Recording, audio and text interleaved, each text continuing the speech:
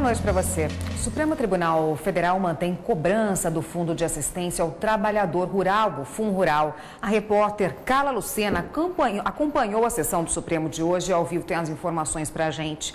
Boa noite, Carla. Olá, Érica. Boa noite para você, boa noite a todos. O Supremo Tribunal Federal julgou hoje 8 recursos sobre o FUNRURAL. Esse fundo é um tipo de previdência específica do trabalhador rural. A decisão de hoje aqui do Supremo vai ter impacto em quase 20 mil processos que estavam paralisados em outras instâncias, aguardando a decisão do Supremo. Vamos ver na reportagem como foi o julgamento dos recursos sobre o FUNRURAL.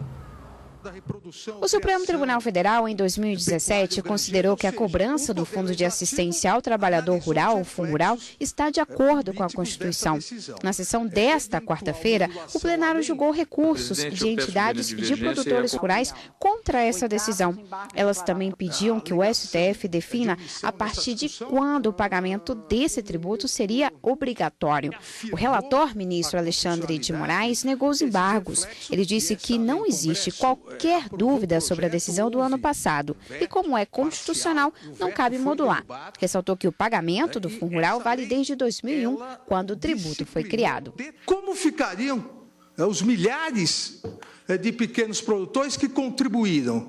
Isso seria um desprestígio, repito, a todos aqueles milhares de empregadores rurais que pagaram nesses 17 anos. Além do que,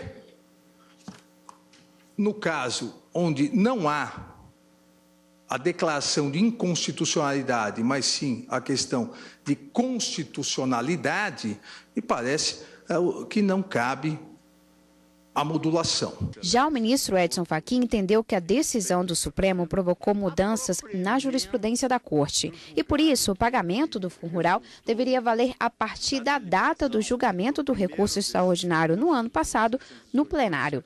Os ministros Rosa Weber e Marco Aurélio também votaram para modular a decisão. O entendimento adotado por esta Corte em momento anterior, no sentido da inconstitucionalidade da cobrança da contribuição à Seguridade Social sobre a comercialização da produção rural, não tinha a distinção assumida a partir de 2017 e que vinha sendo aplicada pelos tribunais de todo o país, o que, em meu modo de ver, evidencia, sem a modulação, uma quebra da segurança jurídica e, portanto, da estabilidade. Como a minha compreensão é no sentido de que houve, pelo menos na percepção da sociedade, uma mudança de jurisprudência, eu concluo no sentido dessa mudança de jurisprudência e que ela exige, sobretudo em matéria tributária,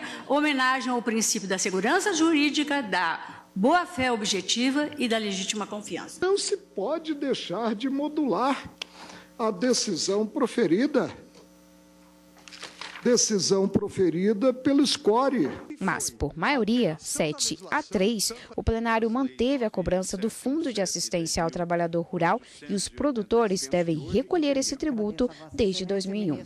A cobrança do imposto é legítima, de que era ela legítima desde 2001, com a criação pela norma específica, e não vejo um fundamento constitucional legítimo para a modulação. O que houve realmente foi uma surpresa diante da percepção da sociedade, mas não através de uma jurisprudência solidificada do Supremo Tribunal Federal. A Fazenda Nacional traz um argumento que me parece bastante sólido, importante. Se nós, eventualmente, modulássemos a nossa decisão, nós estaríamos ferindo o princípio da isonomia. O tribunal está definindo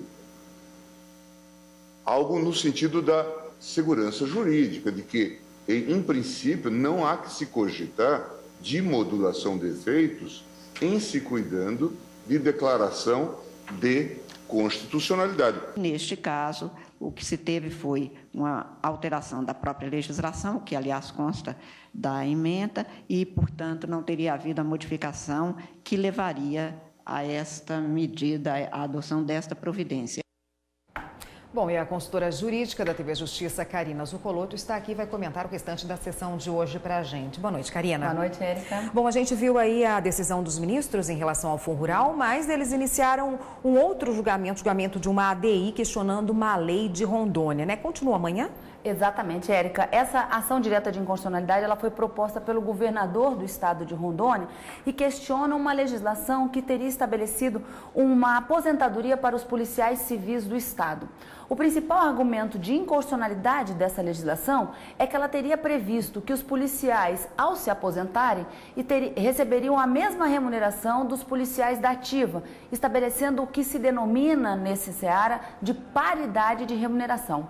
Segundo o governador do estado de Rondônia, a emenda constitucional número 41 de 2003, portanto anterior a essa legislação questionada que é de 2012, teria estabelecido um regime de previdência próprio dos servidores públicos e dentro desse regime havia sido extinta qualquer tipo de paridade de remuneração entre servidores da ativa e os inativos. E daí o argumento da inconstitucionalidade vindo ser questionada aqui no Supremo Tribunal Federal. O julgamento foi iniciado, o ministro Edson Fachin, relator, já fez o relatório. Nós tivemos as sustentações orais apresentadas pelos amici curiae, pelo autor da ação direta, o representante do governador na tribuna do Supremo Tribunal Federal, mas em razão já do adiantado da hora e o quórum um pouco mais baixo de ministros que precisavam se ausentar, o ministro Luiz Fux justificou a necessidade de ir até o Tribunal Superior Eleitoral, já que ele é o presidente do TSE. A ministra suspendeu o julgamento para que ele seja retomado amanhã, no início da sessão plenária, na primeira hora. Essa é a grande expectativa para amanhã também.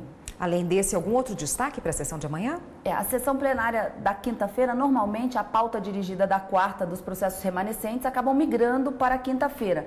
Mas na pauta já disponível no site do Supremo Tribunal Federal, tem uma proposta de súmula vinculante que foi feita pelo ministro Ricardo Lewandowski. De acordo com essa proposta, ele sugere que quando houver indícios de envolvimento de alguma autoridade com prerrogativa de foro, seja numa investigação ou numa ação penal, essa investigação ou essa ação deve ser remetida imediatamente ao tribunal competente para adoção das medidas cabíveis. Nessa proposta de súmula vinculante, o ministro Dias Toffoli já votou, concordando e sugerindo apenas a inclusão de alguma outra verbete, mas o julgamento havia sido suspenso em razão de um pedido de vista do ministro Teori Zavascki, que foi sucedido pelo ministro Alexandre de Moraes. Caso seja retomado esse julgamento, deve ser com voto vista do ministro Alexandre de Moraes, dentre os vários outros processos da pauta de quarta, que também podem ser julgados amanhã. Obrigada, Karina, por hoje. A gente se vê amanhã, então. A gente se vê amanhã. Até lá. Até.